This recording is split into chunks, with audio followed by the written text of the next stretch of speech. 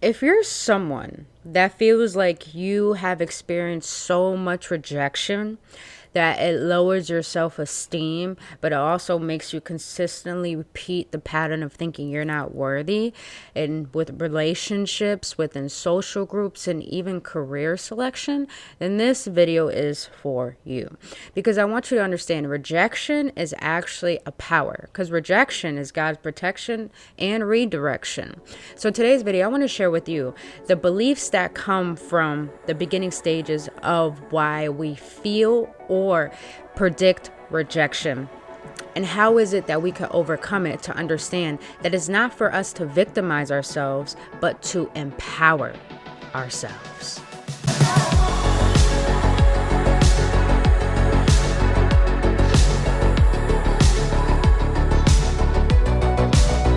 Gooch, beautiful beings. Welcome back, Awakened Ones, on another episode on Embracing Essential Series with your homegirl, Brittany Fontanez. If you're new to this channel, so glad to have you here. And if you've been on this journey with me so far, only gang, only love. So glad to have you here and allowing me to be on your journey of healing. Now, if you want to know any of my business inquiries and all the services I render, my healing course and my merch, all that information is down in the description box below. But other than that, beautiful beings, I want to jump right into how to deal with rejection. And I know this is a tough topic because it requires us to look at ourselves and recognize it has nothing to do with the outer world or people. It has everything to do with the self-concept that we hold about ourselves. Now, I want you to understand that yes, rejection is God's redirection and God's protection. But also, rejection is a combination of bad selection, also bad timing, and lack of confidence. Now, when we could recognize that, even when they say scientifically, rejection actually creates physical pain, it's because we already had those triggers within us. We already had those ways of perceiving ourselves as not good enough. So this is why we experience rejection over and over and over. It's because we perceive ourselves to believe that things outside of us, that what we want, we are entitled to have. But the thing is, let's look at it from a different perspective, because rejection is really a way to empower yourself, whether you're being discriminated in the workplace, whether you feel as if even from strangers or friend groups, no one really understands you and no one really wants to associate with you, or even relationships when someone doesn't want to be with you. We have to understand all these things are okay when it happens, because it has absolutely nothing to do with you. And I know in the beginning I said it has everything for you to look in the mirror. But the reason why rejection takes place is because, yes, we already have those triggers within us that we perceive ourselves as not good enough. But we also have to understand that the outer world is reflecting to us what needs to be shifted within us, and realizing what selections are we choosing to entertain and define our worth based off of, and how it's showing us how we perceive our self-concept. And self-concept is all about how you perceive yourself. Now, I'll be vulnerable with you guys. Yes, well, not my girlfriend anymore. She broke up with me. And in a sense, a little bit, I felt a little rejection. But I recognize it's because I had poor selection. I already knew the red flags within me, and I was becoming someone I didn't like. But I had so much of these triggers coming to the surface while being with her, and I expressed them, and I felt rejected because I felt like I was only pertaining to what she wanted, and I felt like she wasn't really valuing me. So at the end of the day, I had to really take accountability, because it takes two people to make a relationship work or not work, and see what was I doing in the relationship that wasn't serving it. And that was me sabotaging, that was me being overly giving, that was me perceiving things she was doing when it wasn't true. And I had to recognize that those were my own triggers. And did it make the relationship not work? Probably. But at the end of the day, I had to be honest with myself and realize I do have these triggers. I do have these ways of thinking and approaching relationships and trying to control it to the way that I want it to. But at the end of the day, I had to recognize, if that person really adored me and valued me, they'll be able to reassure me and make me understand that, the right people will always make you feel safe to express yourself. And that was a realization that had to take place. Is this really rejection or is this really redirection? And that's how you find empowerment when it comes to relationships. Now, secondly, when it comes to career, when you feel discriminated or not appreciated, or they're giving you too much work, or they're making you feel as if you're not valued, we have to understand that sometimes that's triggering us. Where does our power lie when it comes to what we love to do? Because if we're being rejected from something we don't like to do, or something we think we want when it comes to a career, we have to understand maybe it's guiding us to do our own thing. Maybe it's guiding us to see our power and what we can create in the world, or where we're going to be valued in another position. So really, discrimination from a job force and that rejection is really coming from the lack of you valuing what you bring to the workforce. Now let's look at social groups. When it comes to social groups, I know for me personally, sometimes it's human nature to want to connect with people and to want to have friends. And you want people to laugh at your jokes. You want people to hear you well. But you feel as if no one is willing to give you that attention. You always feel like you're bullied. You always feel like you're made fun of. And it's because, little do we know, are we surrounding ourselves with the people we really want to be surrounded by? Are those our people? It always comes down to, do we feel safe enough to express ourselves? But are we being honest with ourselves on the decisions we're making with having people that are around us? Are those the people we want around us? Or are we seeking a sense of validation or attention? And that's what I had to recognize. I wanted to be around people, go out and all this stuff. But I realized I don't like drinking. I don't like smoking as much. I don't judge it. But at the end of the day, I want to be around people who can stimulate my mind, who can have deep conversations where we could be vulnerable and cry and just be realistic as being human, not just spiritual beings, but being as human, rather than being around people who are suppressing themselves, who are talking about the past. Like, that's not who I is. That's not what I want. So we have to recognize that sometimes rejection comes from bad selection. Now, we have to understand also when it comes to the selections that we create, there's no such thing as unhealthy. There is such thing as unhealthy expectations, but there's a difference between unhealthy expectation and healthy perception, healthy selection. Because sometimes in a relationship, we can ask someone, I just want you to be emotionally available. And they may think that's unhealthy expectation of them to do. But really, it's just a basic need that you may need. When it comes to a career, you want to be valued and get that raise. But you think as if, this is an unhealthy expectation. But is it really? Or you're just having a healthy expectation, a healthy perception of, this is what I believe I'm worthy of.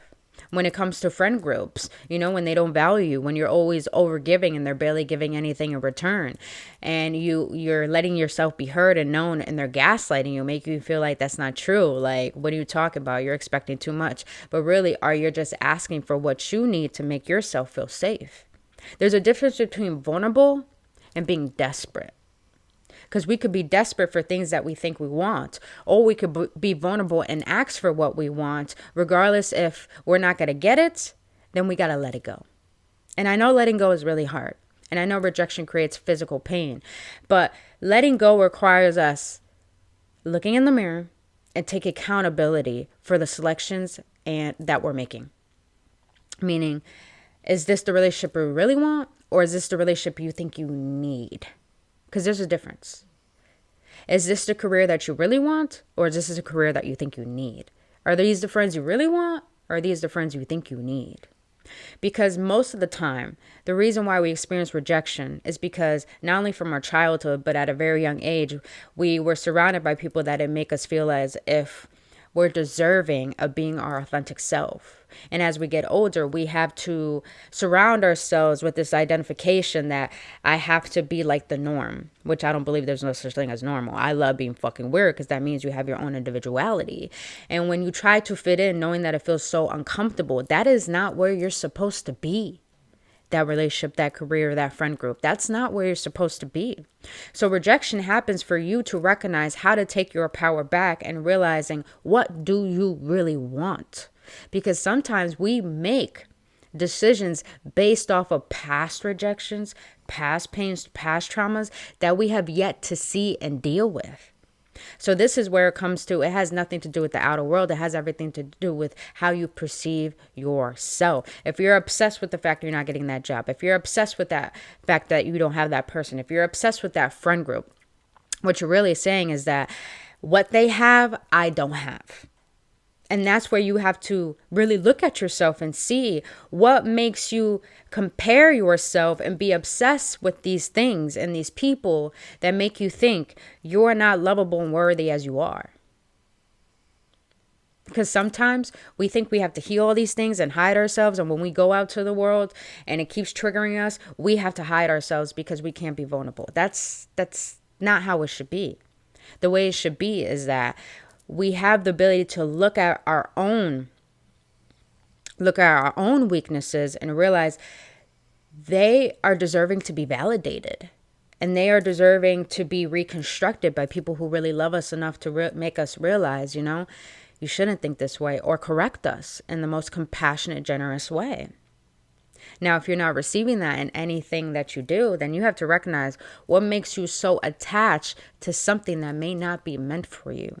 And sometimes it comes from thinking that, yes, we think it's what we need, but really it's coming from a place where you feel lackful. So how can you start feeling fulfilled? By doing that mirror work. And it's very important to do mirror work and recognize, I take accountability for why this relationship didn't work out. I take accountability for why I don't have that job, or why that job didn't choose me. I take accountability for the fact of these friends groups, because you're undervaluing yourself. Like, what's that saying I always say? You're overestimating other things and people, and you're undervaluing yourself. This is not meaning putting yourself on a pedestal.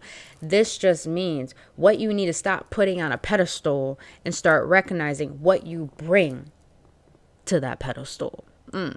So please understand, rejection just comes from bad selection, poor timing, lack of confidence. It's very important to learn how to empower yourself when things happen like this, is put the mirror back to you. What are you entertaining? What are you choosing? And what are you believing that's making you facing these reoccurring patterns and experiences? And when you could do that and shift them into the way that you want to be, and it does take time, you guys. It takes time. Like, it took me a long time. I use subliminal messagings. I don't only use affirmations. I do shadow work. I feel my emotions. I know when to take a step back and stop doing, and giving, because I recognize, the work doesn't come from just doing and giving. The work comes from sitting and being and recognizing. So really ask yourself these deep questions. Do these people value me? Do these things value me? And if they don't, what is it within myself that I'm not valuing that's making me create this reality? Because we create our reality. It's not our fault if we're born poor, but it is our fault if we die poor. That's why most people, when they say they're broke, it's because they feel broken on the inside. So we have to dive deep into understanding, if we're the creators of our reality, we can't be a victim to our reality that we entertain. So we have to be very, very honest with ourselves and take accountability on, why am I entertaining this? Why do I believe this? And why do I think that this is what I need? And recognizing, what do you really want? What are your morals and values? And how can you start living by that authentically and learn to cut things and people off that aren't valuing you? And therefore, that's how you learn to empower yourself rather than victimizing yourself. Because these emotional hurts that come from rejection are only teaching us how to redirect ourselves and how to change ourselves. And that shift is so beautiful when you start to really love yourself on an honest level, because you recognize that this rejection didn't come because you're unworthy or unlovable. It comes from the fact that you don't feel love and value for yourself. So you guys, that's what I want to share with you on how to deal with rejection when it comes to relationships, when it comes to career, when it comes to desires and social groups. And I hope everything I did share with you has given you a little bit of a blueprint to help you start doing that inner work. Start taking accountability, stop victimizing yourself, and start really getting really fucking clear and honest with yourself on what are your morals and values and what do you truly want out of life. And learning how to cut things off regardless of the outcome by knowing who the fuck you are and what you're worthy of. So other than that, you guys, I really hope this assisted you, and I really hope it served you. Please let me know your comments down below and what insight you received from this video. And until then, please hit that like button, subscribe to this channel. Did I already say that? I don't know. But other than that, beautiful beings, if you want any help on this internally, all my services are down in the link description box below to help you get ready on your journey of feeling more worthy and more love for thyself, as well as my healing course. Other than that, you guys, I'll see you on the next one, and only love.